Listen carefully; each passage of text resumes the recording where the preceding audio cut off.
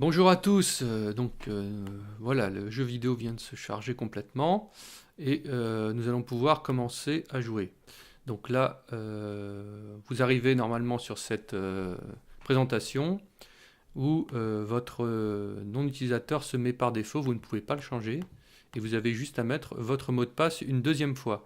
Donc là, vous allez le mettre et après, vous n'aurez plus à le remettre, hein, ce sera automatiquement sauvegardé. Donc, vous mettez votre mot de passe. Et vous cliquez ici sur se connecter. Voilà. Connexion réussie, vous voyez. Ça veut dire qu'il a correctement trouvé. Donc il vous met ça généralement au départ, vérification de vos sauvegardes. Donc moi, vu que c'est un compte tout neuf, je n'ai encore rien fait. Normalement, il n'y a pas de sauvegarde. Donc il va me mettre,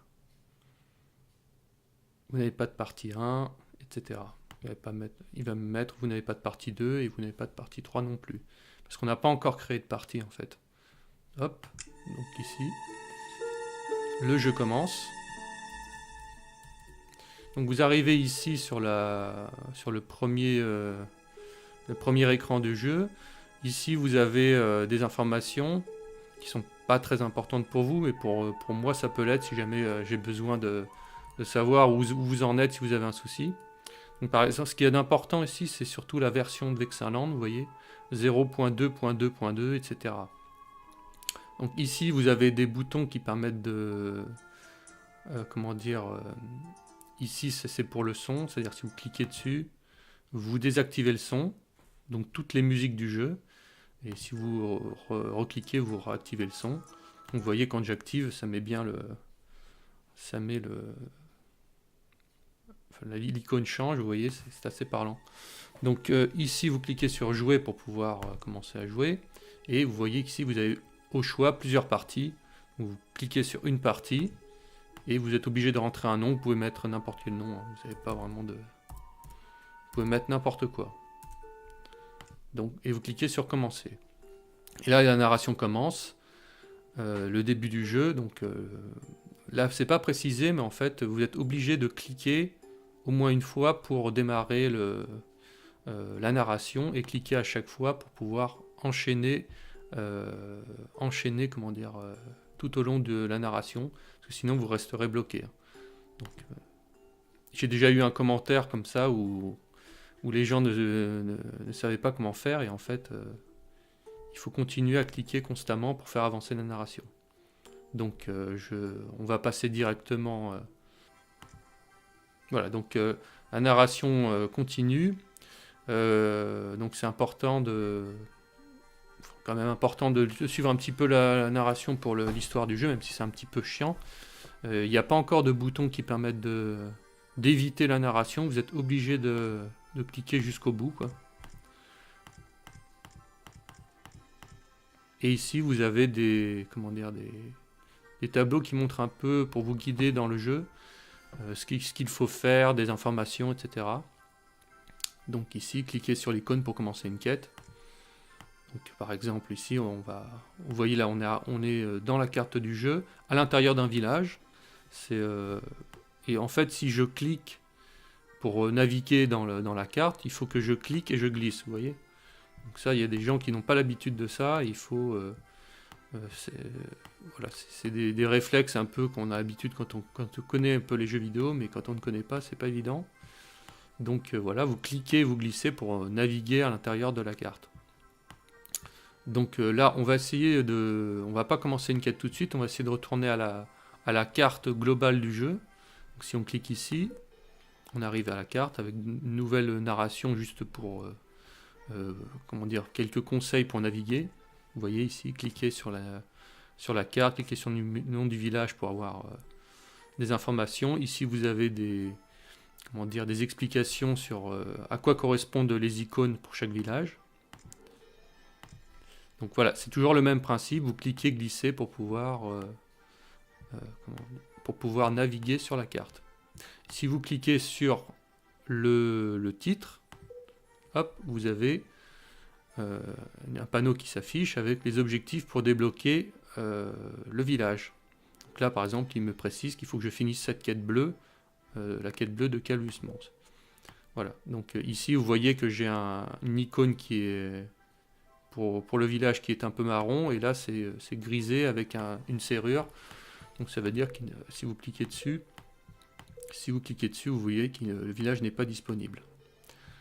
Donc, si on va retourner dans la carte et on va essayer de faire la première quête bleue pour pouvoir débloquer le village. Donc si on clique ici, on intègre, on entre dans le village. Et vous voyez ici, il y a quelque chose qui s'est mis en place. En fait, ce sont les sauvegardes automatiques du jeu.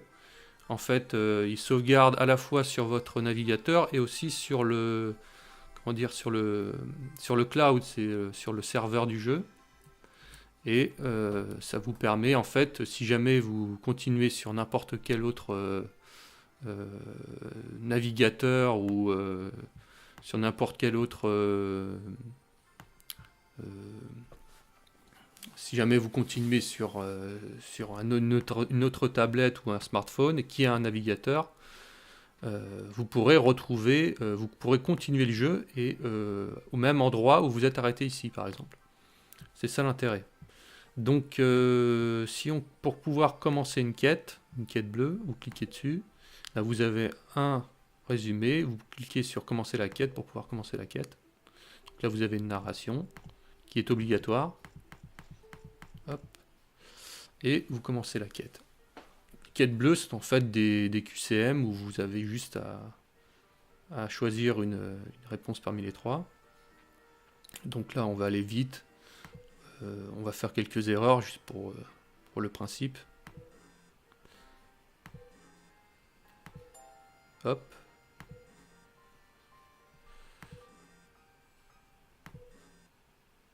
Donc voilà, par exemple, j'ai répondu à une seule bonne question et j'ai que 2 points de gagné.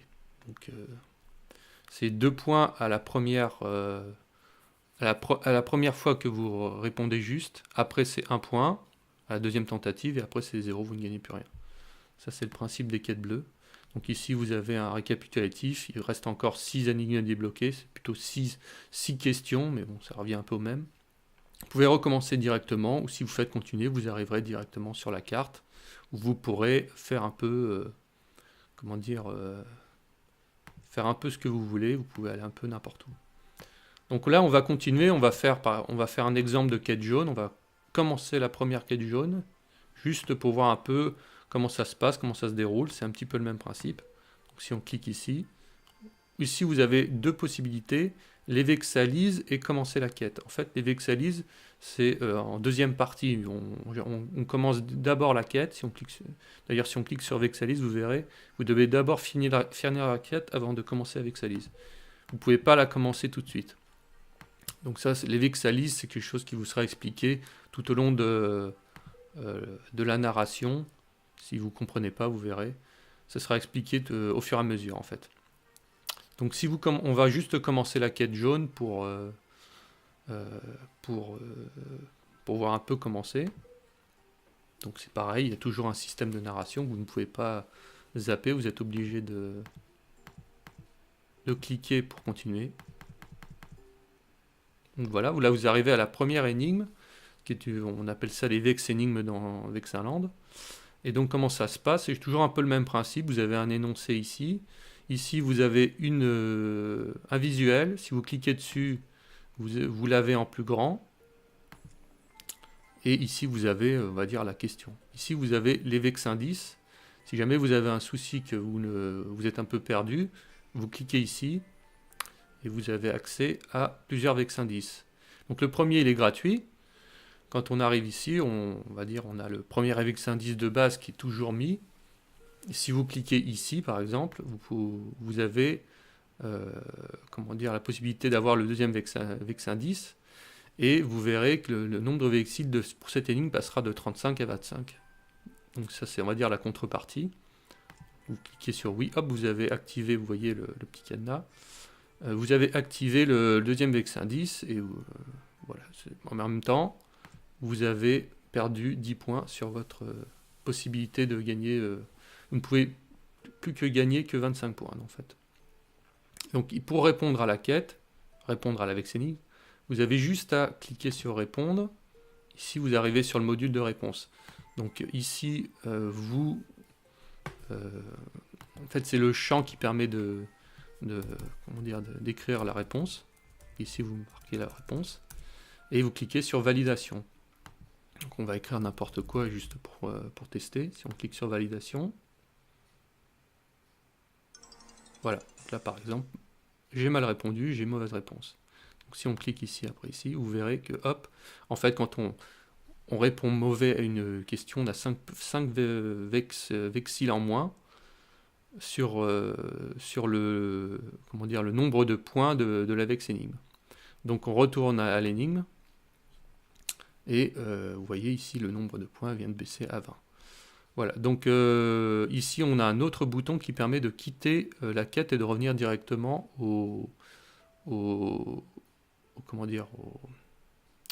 à la carte du monde.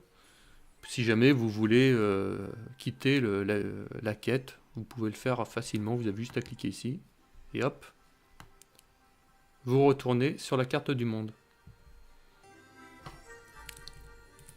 Voilà, donc là nous sommes de retour sur la carte à l'intérieur d'un village, et en fait je viens déjà de terminer une quête, je vous ai pas montré exactement, mais pour pas que vous voyez les réponses.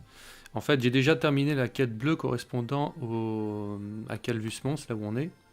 Et vous voyez l'icône a changé, avant c'était on va dire une icône un peu comme ça là, et là en fait il me met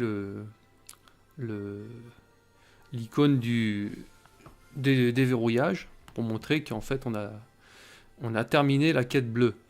Donc ici vous voyez ce sont sur cette partie là en fait ce sont des informations concernant les statistiques du jeu, là où vous en êtes, vos points, etc.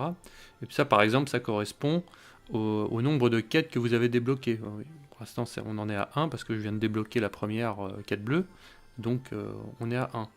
Ici c'est le nombre de cristaux remportés, parce qu'en fait quand j'ai réussi cette quête là, il me met à la fin, vous avez débloqué un trésor et vous avez aussi débloqué un cristal du vexonographe, et donc en fait on gagne un cristal, c'est pour ça qu'ici mon compteur est à 1. En fait il y a des cristaux pas sur chaque quête bleue, hein, c'est uniquement sur certaines quêtes bleues. Ça en fait partie, et je vais vous montrer après sur la carte comment on peut les repérer en fait.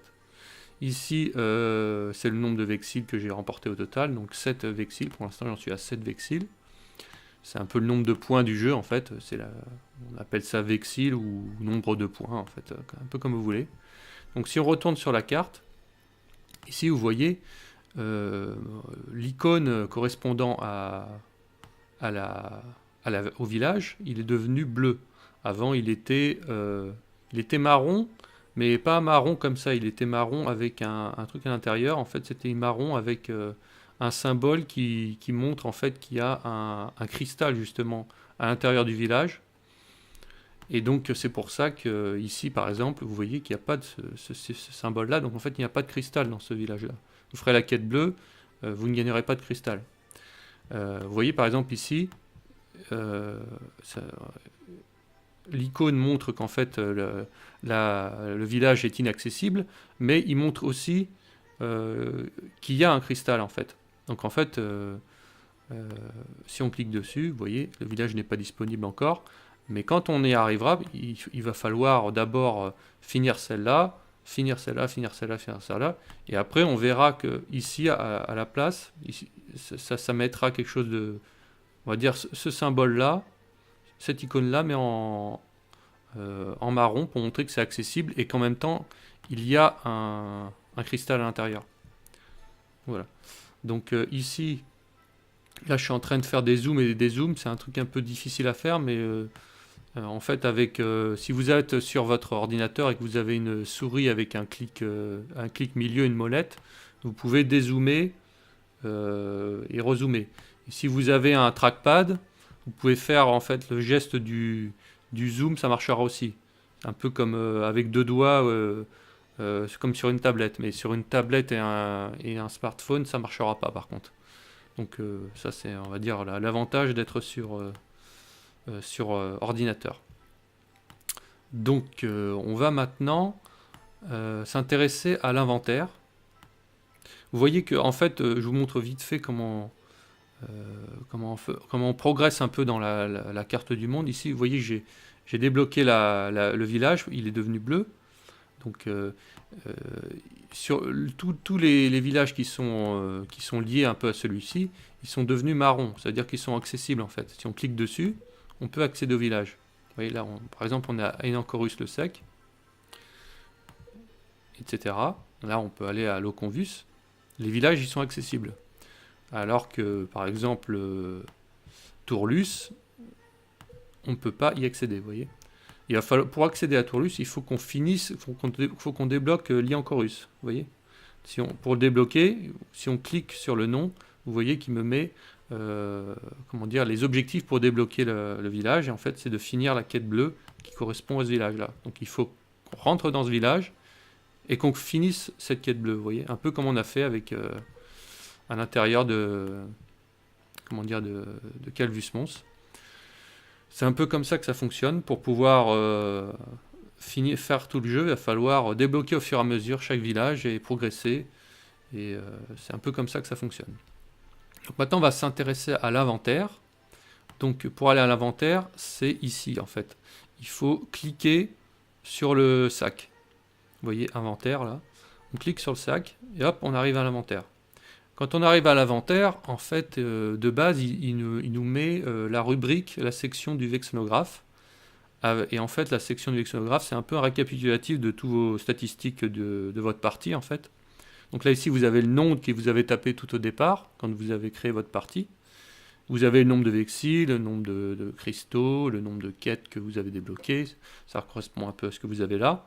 Après, vous avez le nombre de super quêtes, de super challenge, le nombre de trésors et votre temps de jeu. Donc voilà, ça c'est, on va dire, les statistiques de base. Ici, vous avez une vue du vexillographe et on va dire le nombre de cristaux qui sont débloqués. Vous voyez, on a un cristal, donc il y en a un qui s'est mis, et etc. Bon, pour aller jusqu'à 42 cristaux en tout. Donc en fait, si vous voulez aller dans les autres sections de l'inventaire, il faut aller sur le menu à gauche. Et bon, c'est pas évident au départ, mais en fait, pour pouvoir naviguer, vous devez cliquer, glisser pour faire défiler, on va dire, le menu et pouvoir accéder aux autres boutons en fait. Vous faites cliquer, glisser comme ça. Si vous faites cliquer, glisser ici, ça marchera pas. Il faut être sur cette espèce de bout de bois, vous voyez. Et en fait, là, vous pouvez cliquer, glisser. Vous pouvez même cliquer, glisser tout en cliquant sur le bouton, quoi. Il va pas, si vous faites cliquer, glisser comme ça sur le bouton, il va pas s'enclencher. Hein. Ok. Et donc vous pouvez comme ça faire varier faire défiler le menu. Et donc si vous cliquez sur quête, ici, il faut faire attention que le bouton soit totalement ne soit pas caché par ce qu'il y a ici. Hein. Parce que si vous cliquez sur quête là, ça ne marchera pas. Il faut que ce soit comme ça en fait. Et si je commence à mordiller un peu sur le haut, ça va pas marcher. Il faut que ce soit comme ça. Donc vous cliquez dessus, hop, et vous accédez à la section des quêtes. Et ici, vous voyez, de base, on est sur Calvus Mons. En fait, c'est trié par village. Et ici, vous voyez, par exemple, sur Calvus Mons, il nous met la quête jaune et la quête bleue correspondante. Là, il n'y a pas de quête sélectionnée. Si on clique sur l'icône, vous voyez que là, on a sélectionné la quête bleue de Calvus Mons qui s'appelle questionnaire Calvus Mons. Et ici, vous voyez toutes les énigmes correspondantes qui ont été débloquées avec l'icône qui montre bien que l'énigme correspondante est débloquée là. Donc, tout est débloqué parce que j'ai déjà terminé cette quête-là. Si je clique sur la quête jaune, quête CSR, vous voyez que rien n'est débloqué parce que je n'ai encore rien fait. Donc voilà, c'est un peu le fonctionnement de la section 4. C'est avant tout un espèce de récapitulatif pour voir un peu ce que vous avez fait. Et peut-être qu'après, si dans les prochaines versions par exemple, vous pourrez directement cliquer sur une énigme pour lancer l'énigme et éviter d'avoir à aller dans le village et commencer la quête et faire la narration, etc. Pour l'instant, vous êtes obligé, vous ne pouvez pas le faire. C'est-à-dire que si vous cliquez dessus, rien ne se passe. Donc ça, c'est normal, mais peut-être qu'après, ce sera intégré. Si ensuite vous cliquez ici sur ces boutons-là, ça vous permet en fait de passer d'un village à l'autre, dans l'ordre alphabétique. Donc là, par exemple, vous avez Camborus, Boutancorus, etc., etc. Courcelles, Légirus, Délincorus, etc. C'est le même principe. Ensuite, on va aller à la section événements. La section événements, c'est là où sont répertoriés les super quêtes et les super challenges. Donc je ne vais pas vous expliquer en détail les super quêtes et super challenges, ce sera pour une prochaine vidéo. Là, on fait juste un peu un aperçu, je vous montre vite fait comment on navigue. C'est toujours pareil, il faut faire cliquer glisser pour faire varier ici, faire défiler les sélections des super quêtes. Et ici, vous cliquez pour activer soit les super quêtes et super challenge. Donc en fait, ici, si vous cliquez dessus, vous voyez, ça fait varier, ça active soit l'un soit l'autre. Donc ensuite, on va s'intéresser au trésor. Si vous cliquez sur trésor, là vous arrivez sur la sélection des trésors. Et de base, généralement, quand vous n'avez pas débloqué, ça va vous mettre ces icônes-là qui montrent que le trésor est encore bloqué. Il n'est pas encore débloqué. Donc vous pouvez cliquer autant de fois que vous voulez, ça ne changera rien, ça ne fera rien du tout. L'autre chose qui est un petit peu qui est pas évidente, c'est qu'en fait ici c'est un peu comme dans le menu. Vous faites pour pouvoir voir tous les trésors, il faut cliquer glisser pour faire varier, pour faire défiler on va dire tous les trésors du jeu. Vous voyez, faites cliquer glisser, vous voyez, ça fait défiler tous les trésors. Donc ça c'est important parce que c'est pas très bien fait encore pour l'instant. Et ça prête à confusion. C'est pas évident d'accéder au trésor la première fois. Donc en fait ici j'en ai débloqué un pour l'instant, c'est celui correspondant à la quête de Cavus Mons, la quête bleue. Et si on clique dessus, vous allez voir ici, hop, il me met juste en bas on va dire l'aperçu du trésor. Et pour pouvoir voir le trésor, il faut cliquer dessus une fois ici. Et il va se mettre en grand, ce qui vous permettra de lire, on va dire, parce que le trésor c'est un espèce de parchemin correspondant à une anecdote. Et voilà, vous pouvez le lire comme ça en faisant après cliquer glisser, toujours pareil. Et pour sortir de ça, vous avez juste à cliquer une seule fois en fait. Et vous atterrissez au même endroit que vous étiez avant. Donc voilà, c'est fait pour que ça fonctionne, on va dire, partout pour que ce soit, on va dire, peut-être le plus simple. C'est pas si évident que ça au début, mais en fait, quand on comprend, après, ça va assez vite. Donc, c'est fait pour que ce soit, on va dire, que ça fonctionne à la fois sur votre ordinateur avec la souris, mais aussi sur votre smartphone et sur votre tablette. C'est le même principe. Vous aurez juste à toucher au lieu de cliquer avec la souris. Et ça fonctionnera de la même manière. Donc ensuite, vous avez la dernière section qui correspond au réglage. Pour l'instant, il n'y a pas grand-chose. Il y a uniquement la possibilité de retourner à l'écran d'accueil. Donc si vous cliquez là-dessus, hop, vous allez retourner à l'écran d'accueil de sélection des parties. En fait, ici, si vous cliquez sur jouer, c'est le démarrage du jeu. Et vous avez le détaillé de vos parties. Vous voyez, la première partie qu'on vient de mettre, avec les informations de base, et la possibilité d'effacer cette partie si jamais vous voulez effacer et continuer, recommencer une nouvelle partie. Donc ici, si vous cliquez sur une nouvelle partie sur cela, ça vous créera une nouvelle partie. Vous avez juste à rentrer votre nom et voilà, ça créera une nouvelle partie. Ce sera tout pour cette vidéo pour apprendre les bases du jeu et commencer à jouer avec Sunland. Et la prochaine fois, ce sera une vidéo sur les super quêtes et les super challenges en détaillé pour comprendre un peu comment ça fonctionne Donc à la prochaine.